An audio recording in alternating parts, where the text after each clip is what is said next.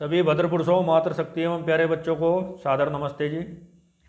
मैं हूं महकार सिंह जिज्ञासु और मैं आज फिर आया हूं आपके समक्ष एक नए विषय के साथ। और आज मैं आपको बताऊंगा कि मधुर वचनों का, मंत्रों का, श्लोकों का तथा अपशब्दों का क्या प्रभाव वातावरण के ऊपर पड़ता है।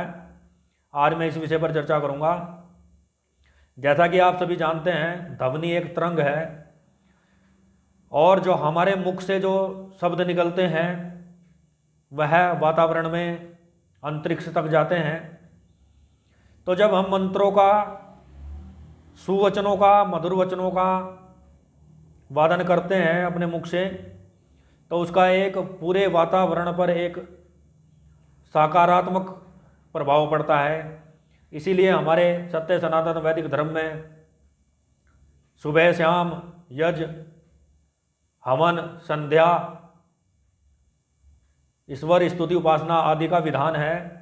हमारे घरों में आरती, शंख, घंटी और रामायण का पाठ, श्रीमद् भगवद गीता का पाठ आदि, हम भजन कीर्तन आदि का हमारे घरों में प्रचलन है कि हम जब सुबह सुबह उठते हैं तो हम उठकर मंत्र, आरती, कीर्तन, भजन आदि अपने घरों में बजाते हैं।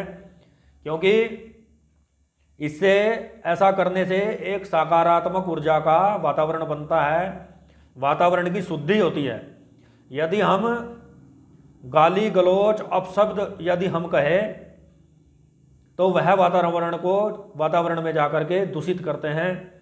जिस प्रकार जब हम सत्संग करते हैं, कीर्तन करते हैं, आरती करते हैं, तब हमारा मन प्रसन्न होता है और हम आध्यात्मिक विषय से जुड़े हुए होते हैं। तो हमारे अंदर से जो वचन निकलते हैं वह जब वातावरण में मिलते हैं, वातावरण में घुलते हैं, तो वह एक सकारात्मक, एक स्वच्छ वातावरण का निर्माण करते हैं।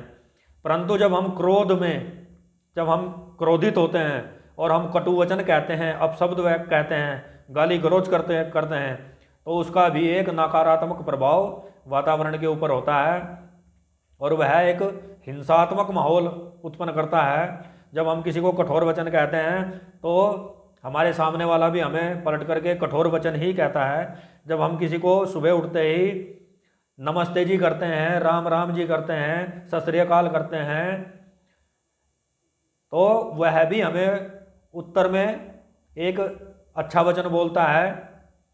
परंतु यदि हम किसी के साथ गाली गलौज करते हैं तो वह भी पलटकर हमें, हमारे साथ अभद्र व्यवहार करता है, जिससे एक नकारात्मक वातावरण उत्पन्न होता है।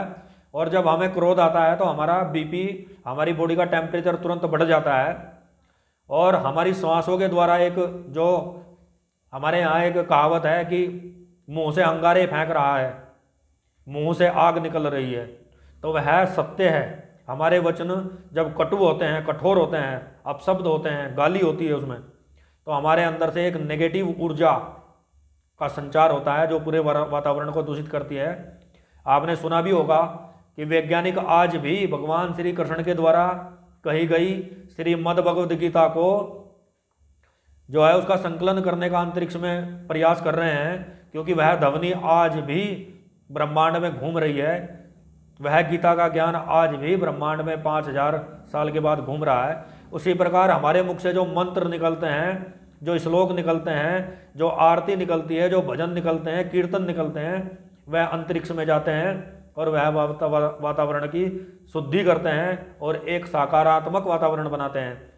उसके उल्टा जब हम अपशब्दों का अधिक प्रयोग करते हैं, गाली गलौज अधिक करते हैं, नकारात्मक विचार जब हमारे मन से निकलते हैं, तो वह भी वातावरण में मिल करके वातावरण को एक नकारात्मक ऊर्जा में परिवर्तित कर देते हैं और वहाँ का वातावरण भी निगेटिव, नकारात्मक ही हो जाता है। इसलिए सभी मनुष्यों को यह प्रयास करना चाहिए कि जहाँ तक हो सके अच्छे वचनों का प्रयोग करें, अपशब्दों का, मिथ्या भाषण का, गाली गलौज का प्रयोग न करें।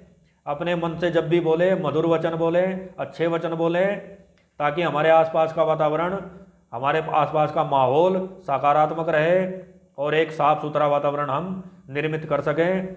यदि आपको मेरे विचार अच्छे लगे हों तो मेरे चैनल महकार सिंह जिज्ञासु को सब्सक्राइब करें, मेरी वीडियो को लाइक करें, शेयर करें तथा कमेंट बॉक्स में अपनी प्रतिक्रिया अवश्य दें। इसी के साथ मैं अपनी वाणी को विराम देता हूँ। आप सभी को सादर नमस्ते जी।